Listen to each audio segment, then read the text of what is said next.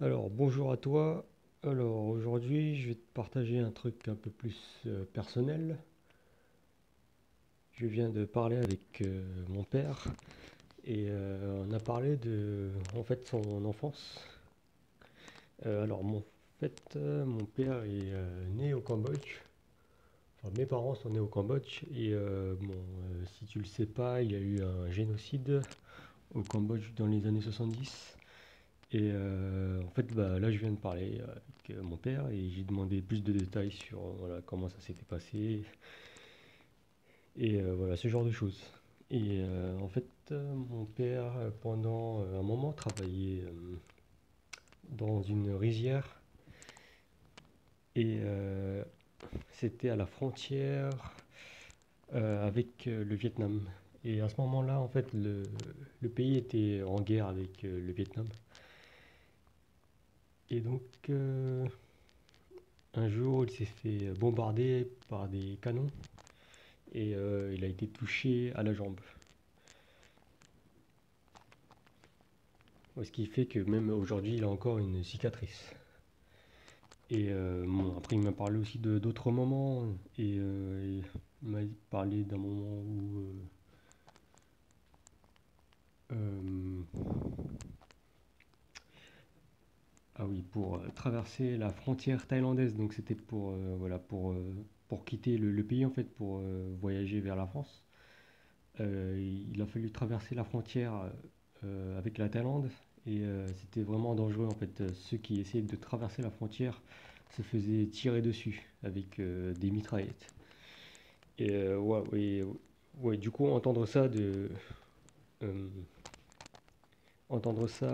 dit par mon père, c'est un sentiment voilà, assez spécial quoi. C'est le genre de truc que j'imagine dans les films.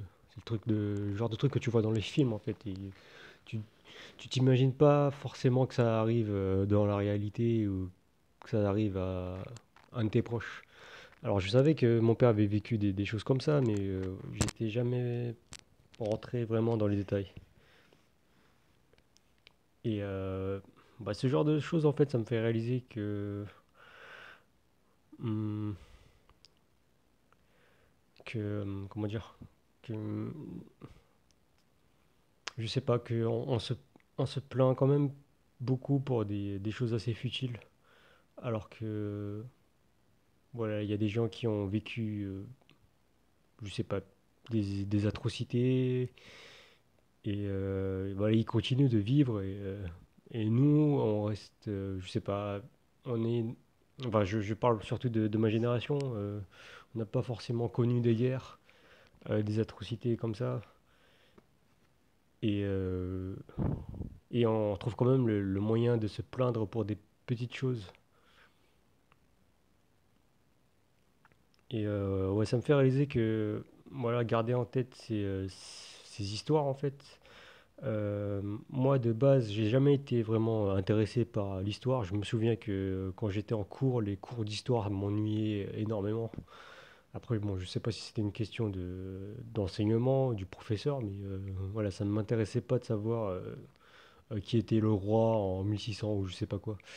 Parce que je sentais pas de connexion avec moi, en fait. Mais voilà, il y a des genres d'histoires qui, qui font que ça te crée une connexion. Et en fait, une histoire, ça te permet aussi de savoir ce qui a pu se passer et peut-être de mieux,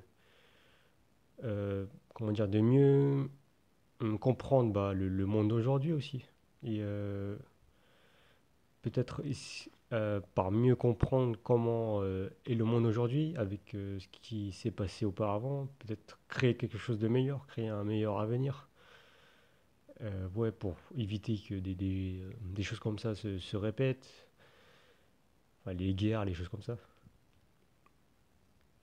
Et donc, ouais, je pense que c'est quand même important quand même de garder en tête ces histoires et pour créer un monde meilleur, tout simplement. Et ouais, c'est quelque chose qui me touche assez particulièrement en ce moment. J'ai vu des films qui parlaient de ça.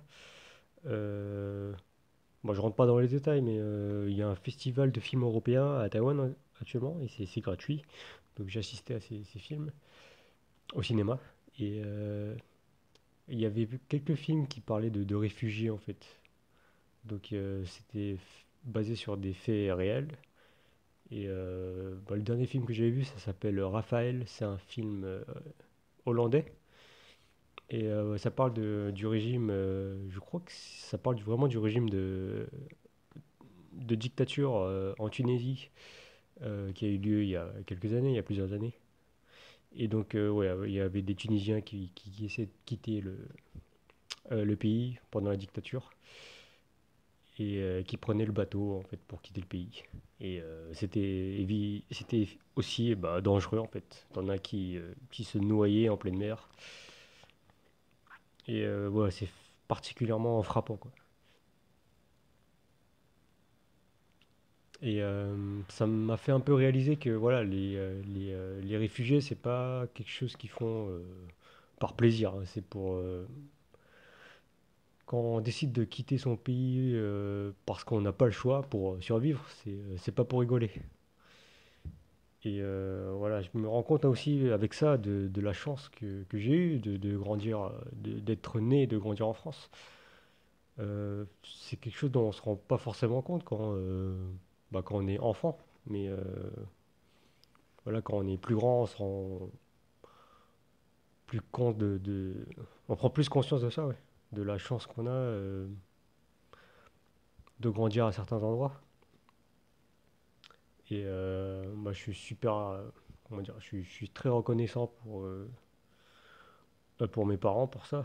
Je pense que bah, je serais jamais né si mes parents, bah, euh, ils seraient pas arrivés en France. Et bah, t'écouterais pas ce podcast actuellement aussi. Et ouais.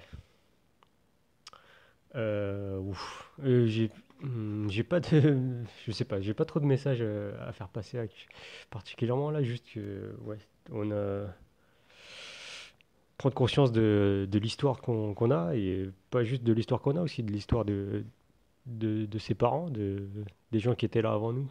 Ça, ça, ça peut aussi te permettre de réaliser certaines choses. Et voilà, dans les moments de doute qu'on a eu avec cette année, je pense que ça peut faire du bien aussi de savoir des choses comme ça.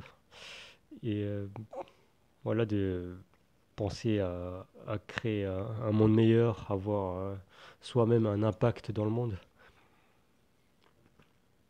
Je pense que c'est un peu le but de tout le monde. C'est pas forcément avoir un impact sur le monde entier, mais avoir un impact sur... moi, personnellement, si j'ai un impact sur quelques personnes, ça me suffit largement. Si je sais que je peux aider quelques personnes à changer de vie ou à s'améliorer, à devenir des personnes meilleures. Alors moi je suis prof de français, donc si je sais que j'ai été capable voilà, d'avoir pu aider des personnes à multiplier leur niveau de français, à multiplier leurs chances de communiquer avec d'autres personnes, voilà, je suis déjà pleinement satisfait. Et donc voilà, bah, euh, voilà, j'ai pas d'autre chose à dire. C'est un partage assez émotionnel. En ce 24 décembre, je te souhaite un bon réveillon et de bonnes fêtes de Noël. Et je te retrouve très très prochainement normalement pour une interview. Et voilà, d'ici là, prends soin de toi. Je te dis à la prochaine. À plus.